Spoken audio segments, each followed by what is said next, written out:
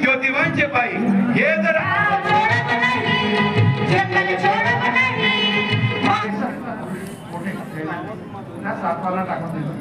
दादा धर्माधिकारी फार मोठे विद्वान होते, महात्मा गांधीचे सहकारी होते.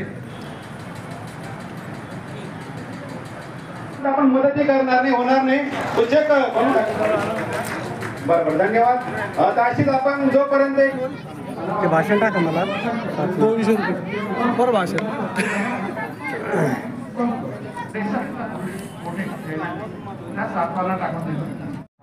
आपापली जात ओळखून वागतात.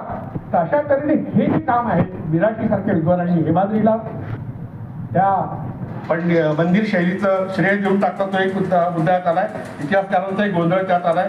आणि आज आपण ज्या संभाजीनगरमध्ये राहतो आहोत त्या संभाजीनगरमध्ये एक विद्वेषाचं वातावरण तयार झालंय.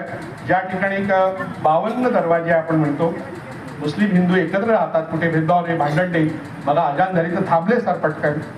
आपण हे जे मोठेपणा दाखवतो, मोठेपणा नाही, ही जबाबदारी आपण एकमेकाला सांभाळण्याची, त्या संभाजीनगरमध्ये मोठ्या प्रमाणात विद्वेषाचं वातावरण तयार झालंय, त्याचा उल्लेख मी केला. एक महत्त्वाचा मुद्दा या ठिकाणी थांबतो, तो मला वाटते फार महत्त्वाचा आहे. यासाठी आहे की अलीकडे नॅशनल एज्युकेशन पॉलिसीच्या अंतर्गत ज्या काही गोष्टी घडत आहेत किंवा इंडियन नॉलेज सिस्टीम IKS हे शब्द आता मी ऐकले असेल, नसेल ऐकले तर आता ऐका, काही फरक पडत नाही. मी मास्टर असल्यामुळे शिकवत राहतो, मोठा असो लहान असो आपली जबाबदारी आहे. तर अशा तऱ्हे IKSच्या अंतर्गत 2022 मध्ये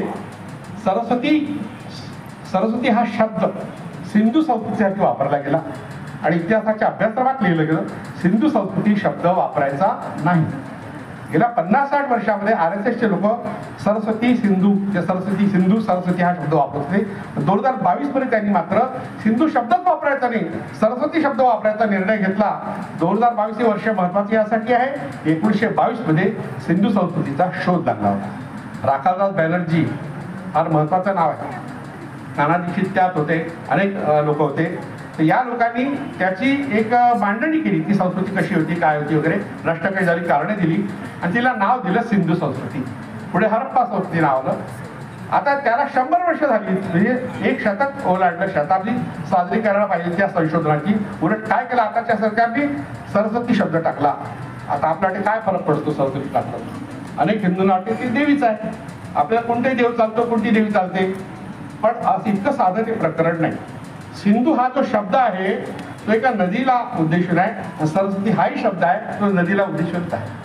मी सांगितलं गेल्या वर्षी मी इराणमध्ये गेलो होतो, मला उत्सुकता होती 2 गोष्टी शोधायची. एक तर मला देव शोधायचे होते. मला देव कुठे शोधायचे? आपल्या घरात असतात, देवघरात देव असतात, तसं नाही आहे.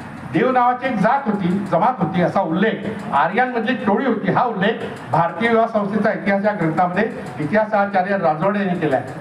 मग ते इराणमधून आले हे मी लिहिलं अनेकदा, त्यावर 4-5 पुस्तकं लिहून टाकले. देवाच्या शोधा, देवधर्म, देवालिकाचे रहस्य, दैवतांची सत्यकथा, असं लागोपाठ. पण मग थोडा पाहायचं प्रत्यक्षात ते देव कुठे आहेत. तर ते सापडले मला पर्सेपोलिसमध्ये. पर्सेपोलिस नावाचं एक शहर आहे. पोलीस म्हणजे शहर, पर्से म्हणजे पारशी लोकांचं शहर, ज्या ठिकाणी राज्याभिषेक होत होता. हे शिराज नावाचा एक प्रांत आहे, ते त्या प्रांतामध्ये ते आहे. तिथे मी गेल्यावर पहिल्यांदा तो देव शिलालेख पाहिला. तिथे लिहिलं होतं की अहुरमझद, तो त्यांचा देव आहे पर्शियन लोकांचा, त्यांनी देवांना सिंहासनावरून खाली उतरवलं, असुरांचं राज्य आहे. देव आणि असुर हे दोन्ही शब्द इराणमधले, भारतातले नाही. असुर शब्दाचा तिथे अर्थ सूर्य असा होतो, तेजस्वी असा होतो, श्रेष्ठ असा होतो. म्हणून अहुरमझदचा अर्थ होतो मेधावी असुर. आता तिथे देवांना खाली उतरवलं. ते देव कोण होते? आज जे कुर्दिस्तान हा जो प्रदेश आहे, कुर्द ज्याला म्हणतात, ते देव होते. त्याचा उल्लेख शहानामामध्ये आहे. शहानामामध्ये कुर्दिस्तानमधून देव भारतात कसे आले आणि त्यांनी मग तिथल्या मुलींना पळून कसं नेलं आणि तिथे राज्य कसं केलं, हा विस्तृत उल्लेख आहे. माझ्या पुस्तकात तो आहे, मी सांगायची गरज नाही. हा शिलालेख मला पाहायला मिळाला क्युलिफॉर्म लिखितला. आणि महत्वाचं म्हणजे हिंदू शब्दाचं मूळ अनेक लोक शोधतात कुठे आहे, तर त्याचं मूळ सापडलं मला. इराणच्या तेहरान संग्रहालयामध्ये, वस्तू संग्रहालयामध्ये, पुरातत्व संग्रहालयामध्ये एक सुवर्णपट आहे, ताम्रपट असतो, सोन्याचा पट आहे, पर्सेपोलिसमध्ये सापडलाय. तिथे हिंदू शब्द आहे. म्हणजे दरायस फर्स्ट हा जो आहे, हा पर्शियाचा जो त्याचा प्रांत आहे तो सिंधू नदीपर्यंत आहे असं त्याला सांगायचं. मग दरायस सेकंड आपल्या वडिलांची स्तुती करतात, जेवतो ते नदीबद्दल म्हटलं आहे. पहिला उल्लेख हा अशा तऱ्हेने 5व्या शतकातला, इसवी पूर्व 5वं शतक, जवळपास बुद्धाच्या समकालीन हा उल्लेख आहे, धर्माशी संबंधित नाही.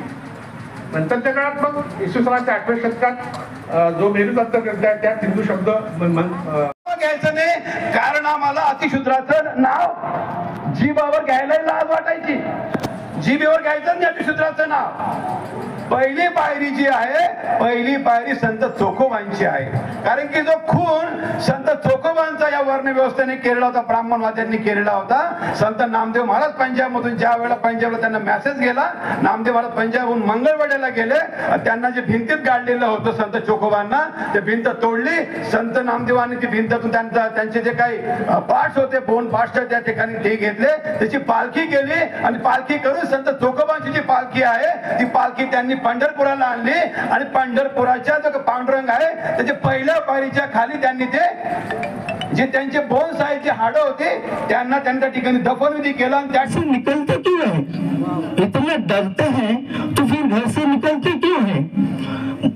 मैं जुनून हूँ, दिया हूँ, ना कोई तारा हूँ। मैं जुगनू हूँ, दिया हूँ, ना कोई तारा हूँ। रोशनी वाले मेरे नाम से इतना जलते क्यों है? माध्यम आज तुम्ही बघा, आज तक असेल, जसं आता भंडारी सरांनी सांगितलं, आज तक असेल, एबीपी माझा, ज्याला आता बीजेपी माझा म्हणायला लागलेत लोक, इतका व्यवस्थित पद्धतीनं बीजेपीचा प्रोपोगंडा सुरू आहे. आणि काय प्रश्न विचारतायत मोदीला, तुम्ही आंबा कापून खाता का चोखून खाता? हे प्रश्न आहेत मोदीला विचारण्याची. आणि आता मोदीला तिथे तुम्ही बघा, मोदीला तो अडाणीवरती प्रश्न विचारला जॉईंट प्रेस कॉन्फरन्स मध्ये, कुठल्याही न्यूज चॅनल मध्ये त्याचा उल्लेख नाहीये कि नरेंद्र मोदीनं कशा पद्धतीनं बोला वो निजी मामला है, हम दो देश के प्रमुख उस निजी मामले में दखलंदाजी नहीं करते. पण त्या दिवशीच्या सगळ्या युट्यूबर्स जे आहेत, तुम्ही सगळे युट्यूबर्स चेक करा, अक्षरशः मोदीला जोडून काढलेलं आहे. त्याच्यामुळं मित्रांनो मला एक सांगायचं आहे, डॅनिस मॅकविल म्हणतात, media is a engine of a social change. Media काय आहे? एक सामाजिक परिवर्तनाचं माध्यम आहे. परंतु सामाजिक परिवर्तनाचं माध्यम खरोखर मेनस्ट्रीम मीडिया करताय का? तर अजिबात नाही. मित्रांनो मला या ठिकाणी आणखीन एक शेर आठवतो. डॉक्टर आत इंदुरी म्हणतात, अखबार हूँ औकाती क्या मेरी, अखबार हूँ औकाती क्या मेरी, लेकिन शहर जलाने के लिए काफी है, लेकिन शहर जलाने के लिए काफी है. तर मेनस्ट्रीम मीडिया आज आपल्या अन्याय अत्याचाराच्या विरोधामध्ये अतिशय सुंदर पद्धतीनं ताकदीनं अनेक युट्यूबर्स मी तुम्हाला या ठिकाणी दाखले देऊ शकतो. परंतु वेळेची मर्यादा आहे, अध्यक्षीय समारोप होणे बाकी आहे. आणि विशेष म्हणजे माझे मित्र अकॅडमिशियन डॉक्टर राजेंद्र गुणारकर यांना पण आपल्याला ऐकायचंय. त्यामुळे माझ्या आधीच्या सगळ्या वक्त्यांना चिठ्ठी आली आहे. राजेंद्र गुणारकर मला म्हणे तुम्ही जाताना चिठ्ठीच घेऊन जा. म्हटलं